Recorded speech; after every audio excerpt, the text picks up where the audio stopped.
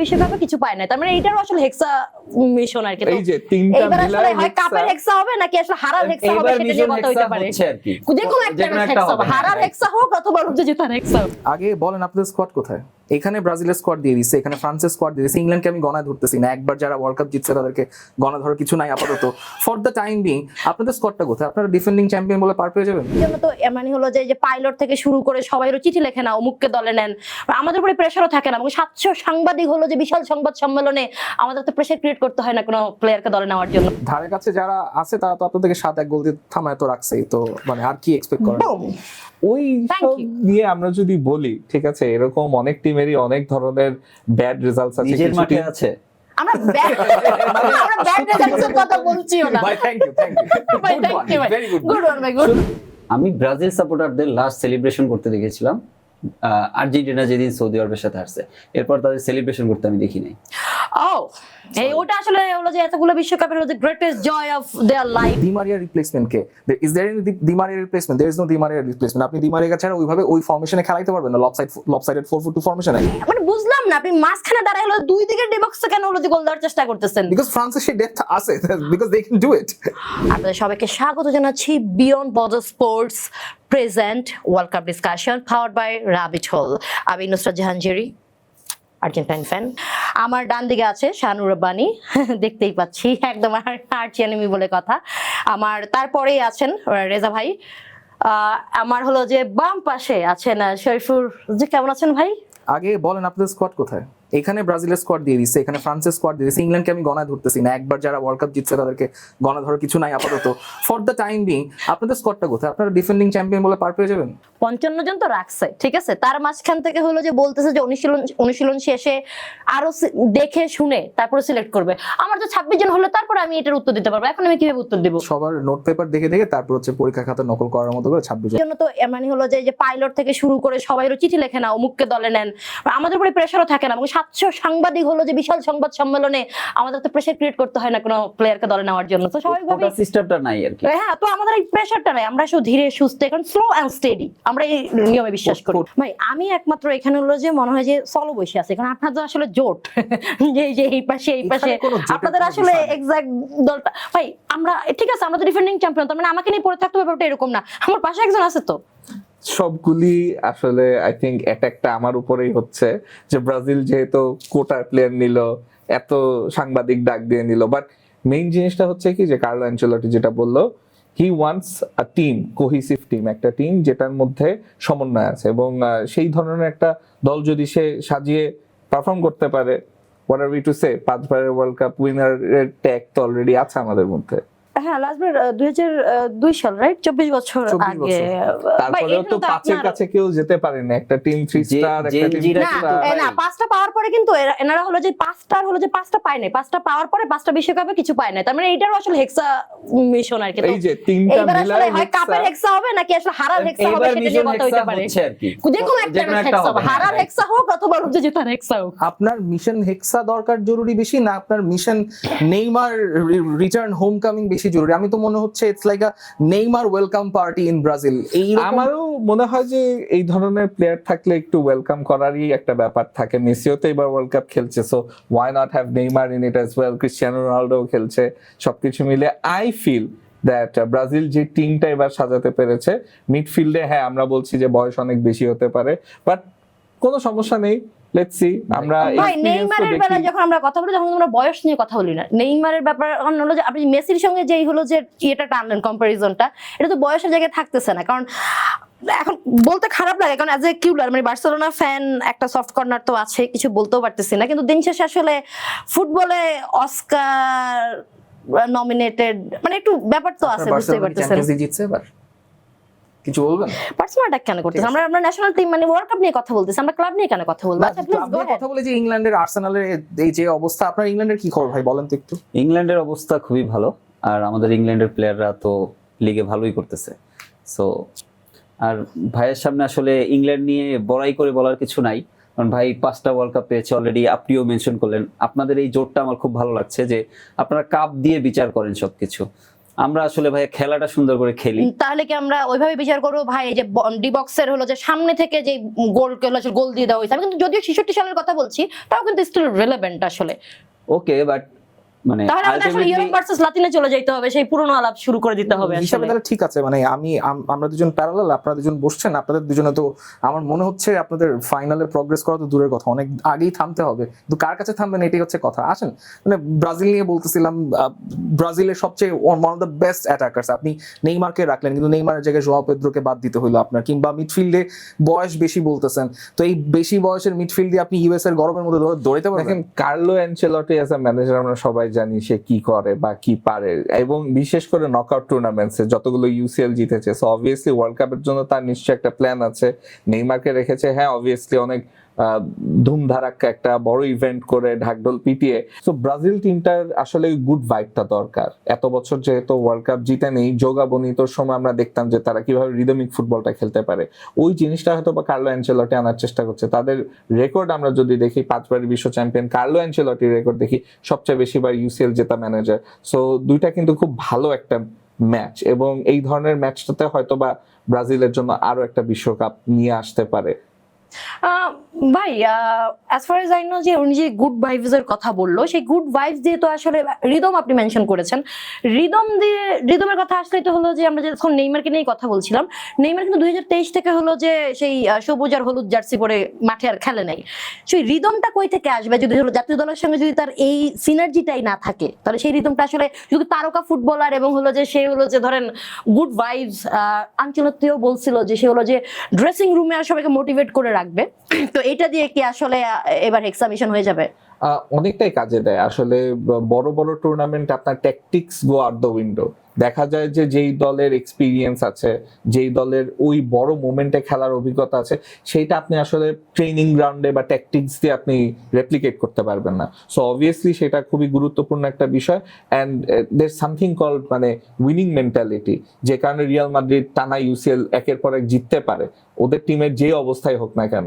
So ব্রাজিলের মধ্যেও কিন্তু ওই উইনিং মেন্টালিটিটা এক সময় ছিল, এবং সেটাই ব্যাক করার চেষ্টা করছে। আমরা আসলে ঝগড়া করে আমরা যে কাজটা করতেছি সেটা হলো যে আমরা ওনাকে ফ্রি পাসটা দিয়ে দিচ্ছি, মানে কোনো রকম হিট ছাড়া হলো যে ডিরেক্ট হলো যে উনি শট নিতেছে। এবার দিদির দেশামের কাছে একটু আমাদের যাওয়া উচিত আসলে, মতো বলেন ভাই। The word is respect, respect, respect. এই তিনজন আপনারা যারা যেই দেশকে রিপ্রেজেন্ট করছেন তার মধ্যে সবচেয়ে longest tenured coach is Didier দেশো। তার লাস্ট অ্যাসাইনমেন্ট ফ্রান্সের জন্য, and this will be the crowning moment, কারণ আপনি you see the squad depth. ব্রাজিলের কথা বলতেছি, ব্রাজিলের হচ্ছে একটু এখানে আমি ফোর্থ ওয়াল ব্রেক করি, Brazil has a brilliant squad, Brazil is a beautiful team, কোনো সন্দেহ নাই, কিন্তু সমস্যাটা হচ্ছে ল্যাক অফ ব্যালেন্স। নেইমারকে ফ্যাসিলিটেট করার জন্য you need an energetic midfield, সেইখানে ব্রুনো গিমারাইন্স কিংবা সাথে যদি প্লেয়ার হিসেবে কাসেমিরো থাকেন, তাদের ব্যাকআপ অপশন কই? আপনি কি লুকাস পাকেতাকে খেলাবেন? এই যে ফ্লামেঙ্গোতে যে he is not fit enough to play in the world cup আমার কাছে মনে হচ্ছে। অ্যান্ড নেইমারকে খেলানোর জন্য you have to have proper 2 6s অথবা একজন 6 এবং নাম্বার 8 সাথে দুইজন উইংয়ে যে ভালো করে ফ্যাসিলিটেট করে খেলতে পারে। ভিনিসিয়াস খেললে নেইমারের ওই অ্যাটাকিং আউটপুট বা তার থেকে ফ্লেয়ার ফুটবলটা আপনি পাইতে একটু সময় লাগতে পারে।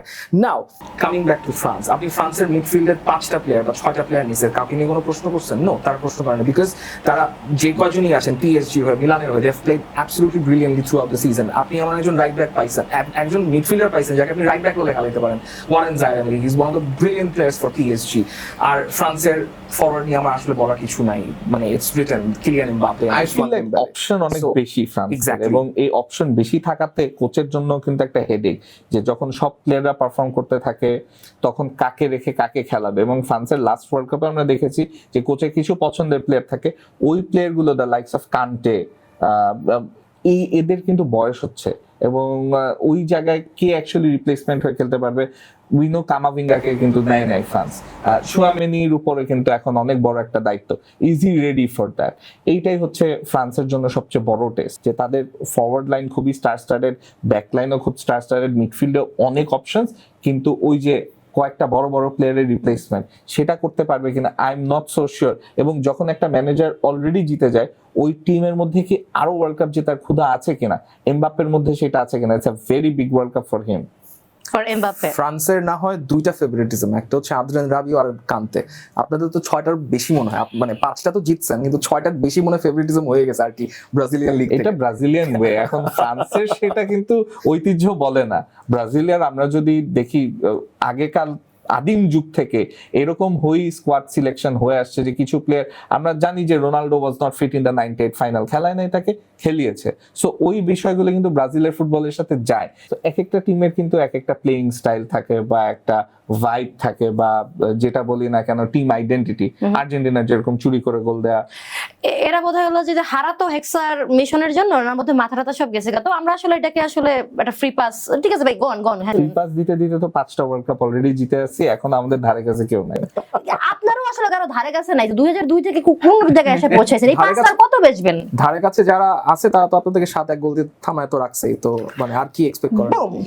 ওই Thank সব you. নিয়ে আমরা যদি বলি, ঠিক আছে, এরকম অনেক টিমেরই অনেক ধরনের ব্যাড রেজাল্টস আছে। নিজের কিছু মাঠে team- আছে। আমরা ব্যাড রেজাল্টের কথা বলছিও না ভাই থ্যাংক ইউ ভাই, থ্যাংক ইউ ভাই, ভেরি গুড। গুড ওয়ান ভাই, গুড। সত্যি করে বলতে ব্যাপারটা হচ্ছে যে ইটস আ 3v1, কারণ ব্রাজিল এতটাই শক্তিশালী একটা টিম ওহো, ওহো, বা ওহো। ওদের হিস্ট্রি এতই ভালো যে 3জন মিলে দ্যাট 6 ওয়ার্ল্ড কাপস, আমাদের থেকে মাত্র একটা বেশি। আপনি এইটা দেখতেছেন কিন্তু এটা দেখতেছেন না, একটা চুরি করে জনগণ World Cup দেখতেছেন না, জেতা। Majority. I will start, but তার আগে আমার কথা শেষ করতে দিতে হবে। এমনি দেখতেছে যে আমরা তিনজনকে অ্যাটাক করতেছি, কিন্তু তিনজনের যে সম্মতি আছে এইটাতে সেটা দেখতেছেন না। এইভাবে এরা ন্যারেটিভটা চেঞ্জ করে দেয়। ব্রাজিল এরকম ডেমোক্রেসিতে বিশ্বাস করে না বলে এরকম 24 বছর অপেক্ষা করা লাগছে। এটা 28 বছর হবে, সমস্যা নেই। আমি জাস্ট একটা জিনিস অ্যাড করি, আমি ব্রাজিল সাপোর্টারদের লাস্ট সেলিব্রেশন করতে দেখেছিলাম আর্জেন্টিনা যেদিন সৌদি আরবের সাথে আসছে, এরপর তাদের সেলিব্রেশন করতে আমি দেখি নাই। ও এই ওটা আসলে হলো যে এতগুলো বিশ্বকাপের হলো যে greatest joy of their life আসলে বলা মানে যেতে একটা পারে টিম আসলে। 5বার ওয়ার্ল্ড কাপ জিতার পরে এটা কিন্তু তাদের আনন্দ feel করতে নেই। সেলিব্রেশন না 6 টাইম জেতার তো সেলিব্রেশন না, তাদের তো হলো যে তাদের জেতার চেয়ে বেশি হলো যে আর্জেন্টিনা কখন হারবে এবং হলো যে সেখানে তাদের সেলিব্রেশন। ওয়ার্ল্ড কাপ জেতার চেয়ে হলো যে ওই সেলিব্রেশন তাদের কাছে বড়। না বড় কিনা তা জানি না, বাট ওটা সেলিব্রেট করারই ব্যাপার।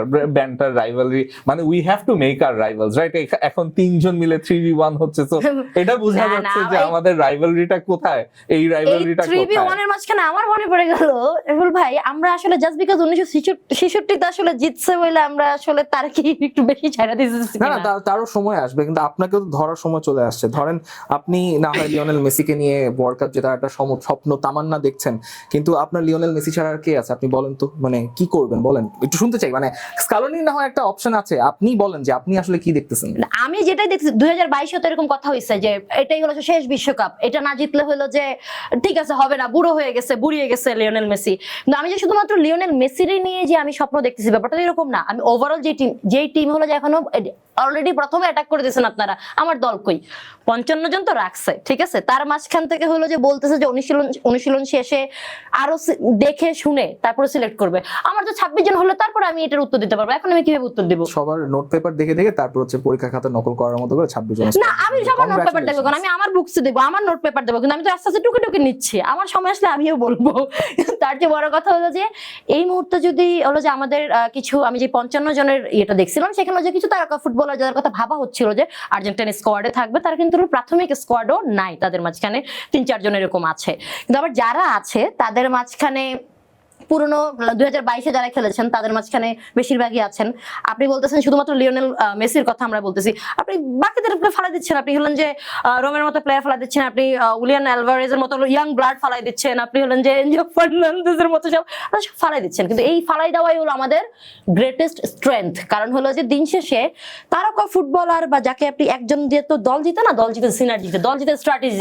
সেই স্ট্র্যাটেজি হলো যে লিওনেল স্কালিনিওর আছে, 2 লিওনেল আছে আমাদের, এক লিওনেল মেসি আর এক স্কালিনিও।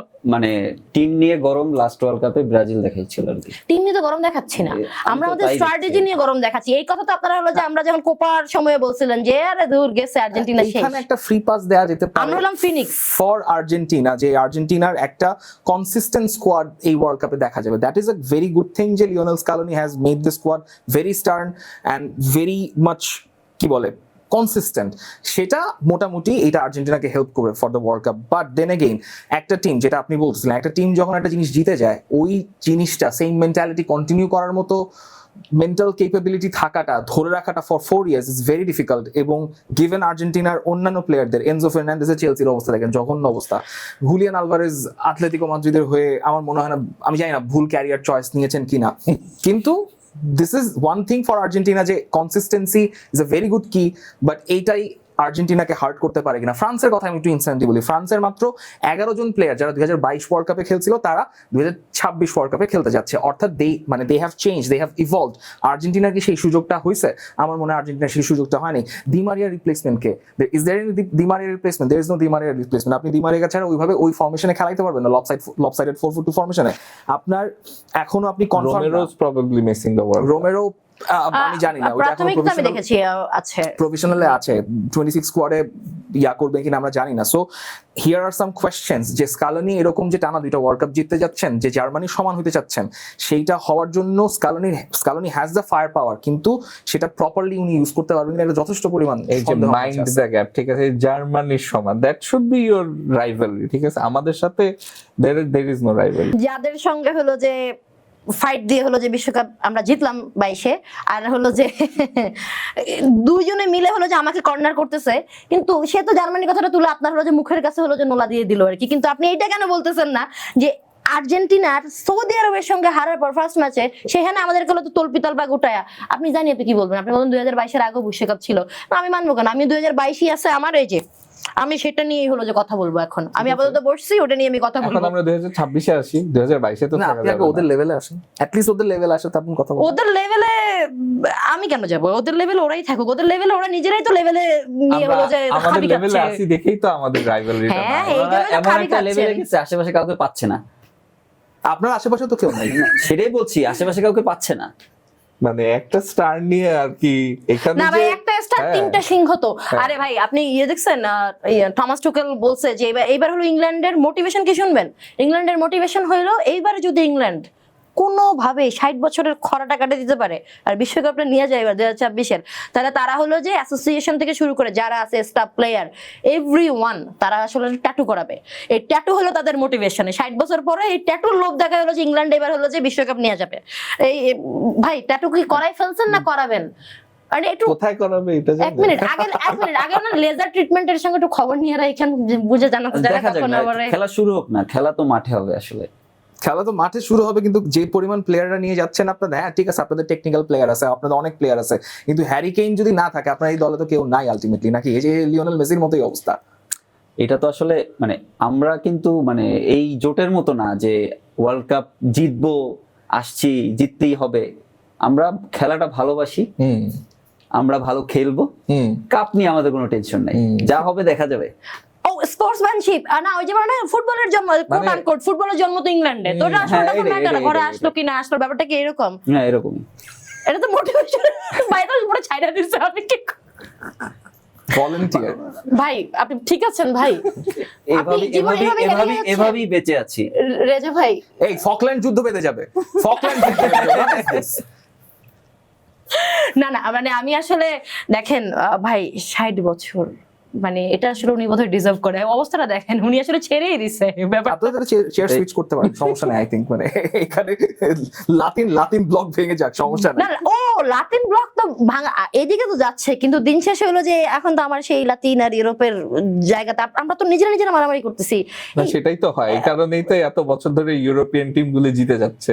এই মানে বুঝলাম না, দল বেঁধে হলো সব আমার দিকে আসতেছে।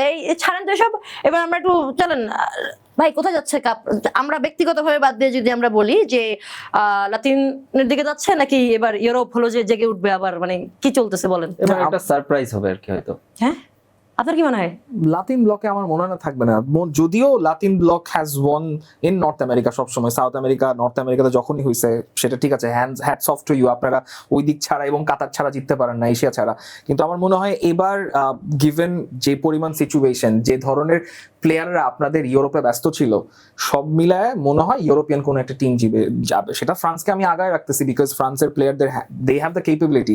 কিন্তু ইউরোপিয়ানদের সমস্যাটা ওখানেই হয়ে যায় যখনই একটু অ্যাডভার্স ওয়েদার। ইউএস এর ওয়েদার কিন্তু খুব একটা ভালো না আলটিমেটলি। ইউএসএ, মেক্সিকো, কানাডা, যখন এক্সেপ্ট ফর কানাডা, আপনি যখন যে ওয়েদারে খেলবেন গরমের মধ্যে, খুবই ঝামেলা হবে প্লেয়ারদের এবং আপনাদের প্লেয়ারদেরও ঝামেলা হবে আলটিমেটলি। কিন্তু এই সিচুয়েশনে ব্রাজিল 1970-এ জিতছে, আর্জেন্টিনা 1986-তে জিতছে, কিন্তু 2026-এ যেহেতু তিনটা দেশ মিলে, এখানে অনেক কিছু একটা ইকুয়েশনের ওলট পালট হইতে পারে, যে ইউরোপিয়ান কোন একটা দেশ, সেটা হোক ফ্রান্স, প্রবাবলি ফ্রান্স বা স্পেন, পর্তুগাল, নেদারল্যান্ডস, যেটাই আছে, কিন্তু আমার মনে হয় আপনাদের ব্লকে এবার ভালো কিছু হবে বলে মনে হচ্ছে না।